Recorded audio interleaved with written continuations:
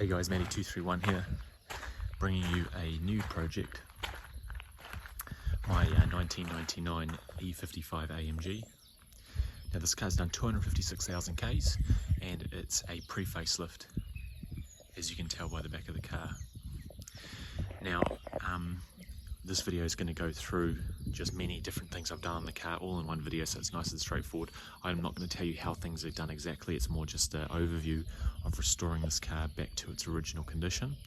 So we'll play some photos of it before I started working on it, and then we'll go through all of the different things we've done to it since acquiring it and how much we've spent all up at the end, and show you some final images of it all sorted. Hope you enjoy the video.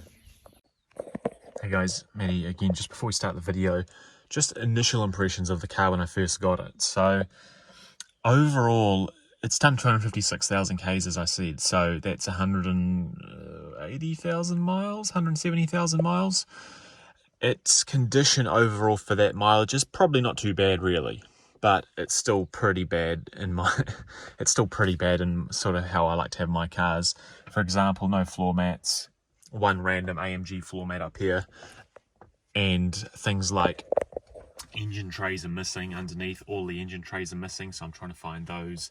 One of the front AMG bumper inserts was missing, so I'm gonna order one of those, which you'll see in the video.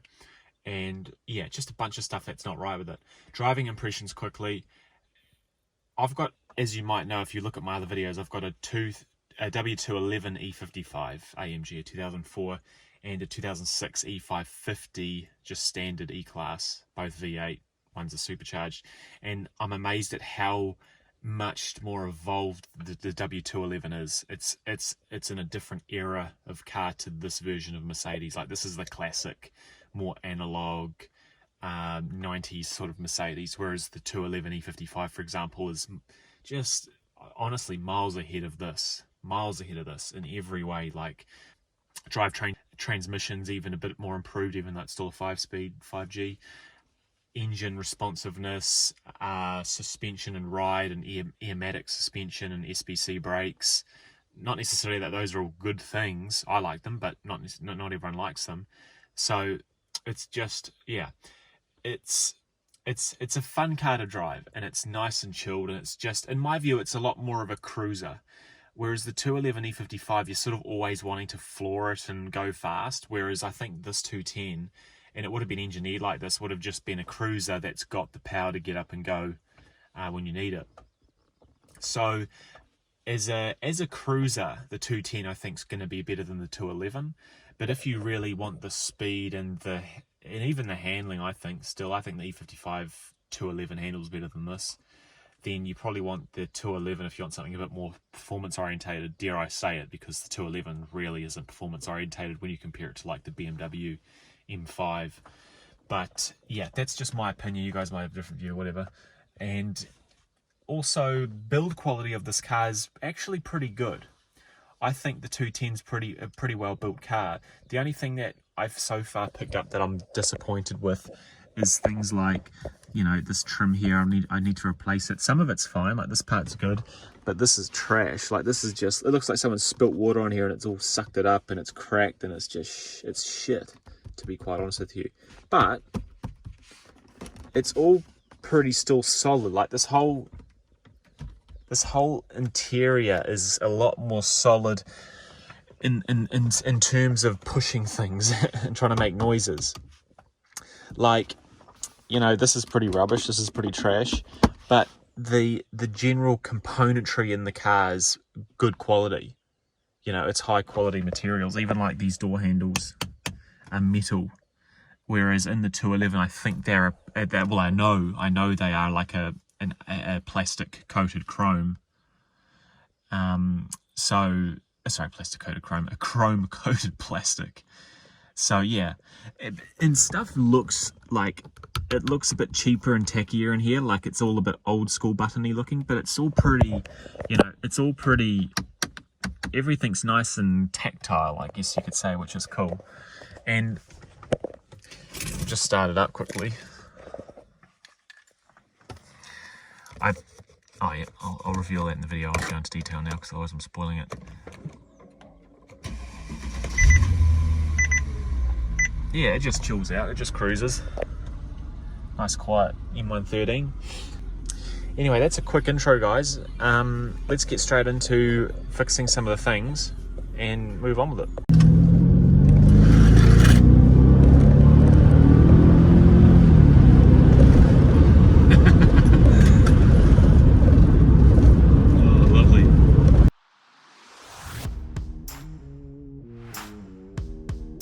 Right guys, the next thing we did was the exhaust, so just tidying up the tips. They were pretty black and sooty, so just simple stuff. Gave them a good clean, degrease, tar remover. Then I got a Outtro metal polish on them and just went handies at them, pretty much just with, you know, elbow grease and a drill with a sort of fabric spinny end piece on the end of it. And that worked quite well, as you'll see in the photos here. So just improving the overall exhaust tips, so they're pretty much 8 out of 10 close to new. I think I can get them brand new if I really wanted to, but yeah, this took me about 45 minutes so far and they look great.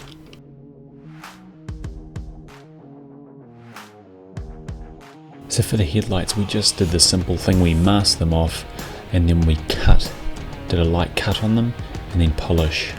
You'll see here the left side's finished, the right side just before we get onto it, and here's the end result now. They look pretty good for a 20-plus-year-old headlight.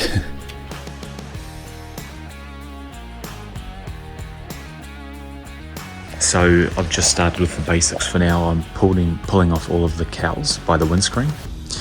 Real easy to do actually, just a screw here, and then you slide it off. And I'll show you what that looks like. So here's our old ones. Here's our old crusty ones. You can see this, guys.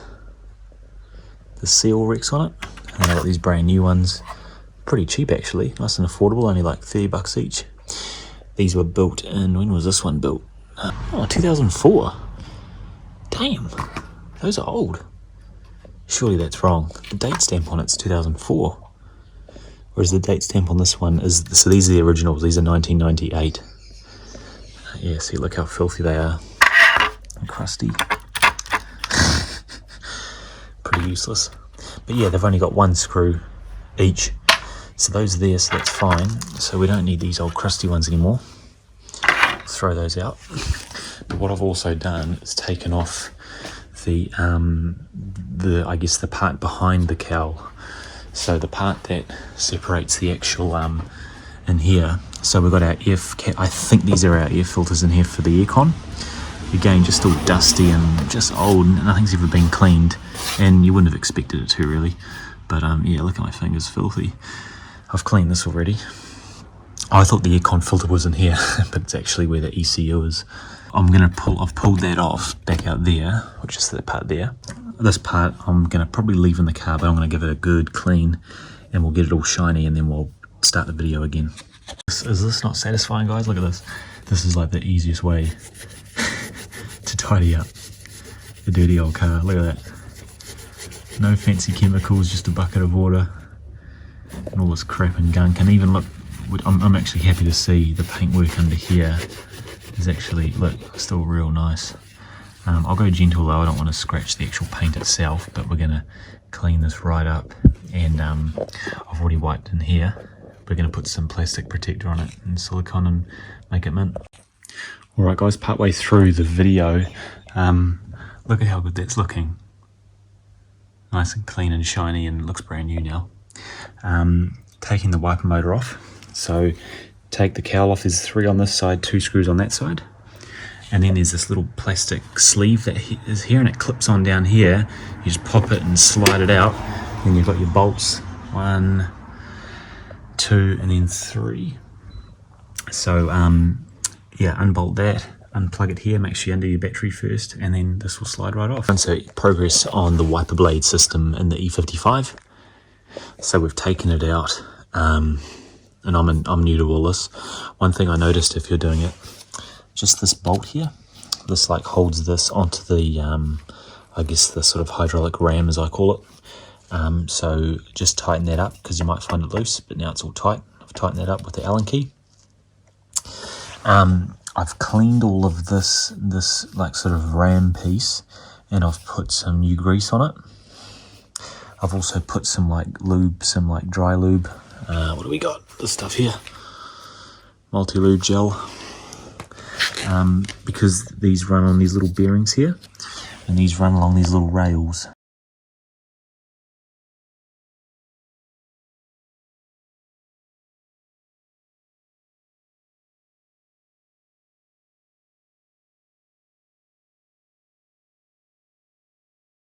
So I've put white lithium grease on those rails, and then I've cleaned this up. It was all dusty, you couldn't even see this writing. Put some electrical cleaner on here just to clean it up, and obviously I've sort of cleaned all this rubber and protected it, as well as this little mounting point, and silicone sprayed some of these rubber gaskets. If we pick this up, flip it around, like this is cool. This is cool Mercedes engineering to me, guys.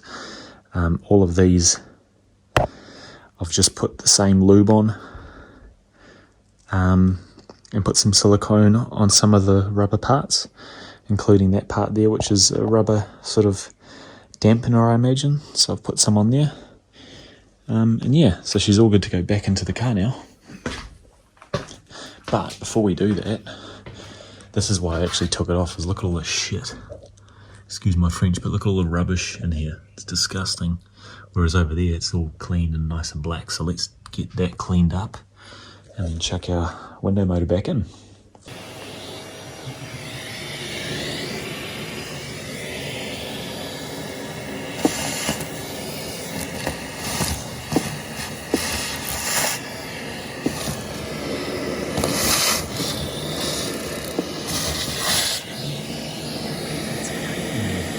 Okay guys, so I've cleaned out this sucker. So in the video you would have just seen it was full of like dirt up to pretty much here. I didn't even realise there was a full drain system in here that was blocked up to buggery. So I cleared all that out, I vacuumed it all out, ran water through it, and finally it started draining, because literally I filled it before with water and it was just sitting there, just slowly draining. So that can be a bad thing, because your water can then overflow into different areas of the engine bay, like in here where it shouldn't be. But now I fixed it, and the drain for it, I couldn't find it, but it's just down here. It's that little like a little port there, and it drains down onto the floor basically from there. So I cleaned that out, now it drains good. So now what we're going to do is just going to wipe the glass polish off, and then we're going to put our wiper motor back in. After about 3 hours of work, guys, she's all put back together. Nice brand new cowling. I've got to wipe that excess off. Just plastic protector. So she's all put back on. Polished up the star. Look at that, nice. One thing I like is this, these vents, they're quite cool. So that fixes that issue, guys, with this plastic seal, rubber seal cracking. So the badges, guys, we had a badge on the back of the car, was pretty much, it looks like it's been pulled off a few times and reinstalled, so it was a toast. So we went to pelicanparts.com and ordered a new badge, as well as a new badge, a 208 code badge for the engine cover. Then we took the badge off, we pulled the old dowels out, put new ones in, as you can see here, and then it started raining conveniently, so I didn't video it, but I then just pushed the new badge in, and it looks pretty cool, as you can see. So moving on to the engine cover. So you'll find many 210s, they have the star missing. So unfortunately mine also has a little crack on this AMG emblem, but I'm not going to worry about that, to be honest, at the moment. But anyway, we're going to replace that with this guy here. So this is another star that I've got. I think it's built for the E55. Actually, I should put the star on here, but then the star is pretty much mint, so I'll probably just leave that one on here. If I pull it out, I'll probably break it anyway. So this is our star.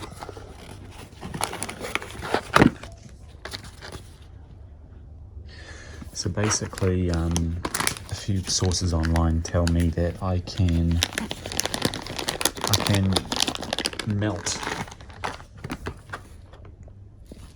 melt these little 3 markers here onto the back, on the back of that, so it sticks to it. So I might try that, or I could just glue it, but I'm also scared if I glue it, it'll the heat will eventually screw the glue up. So I might try and melt them into place with the old solder iron. So let's get some holes drilled and get this put in. So it's done, guys. Drilled 3 holes, put it in, held it with a bit of solder, and it's a pretty simple job. The only issue is it just slightly lifts up on the edges, but otherwise it looks factory new. Hey, thanks for watching to the end. I've got some more videos and more stuff coming up with the W210, including the transmission service, the rear parcel shelf, spray painting that, as well as some annoying noises that I hear in the cabin. So stay tuned for part 2 on that and other parts as well. I'm sorry I can't cram it all into one video. I've just found that they're getting too long straight away. But like and subscribe, and I'll try and get that next video out ASAP.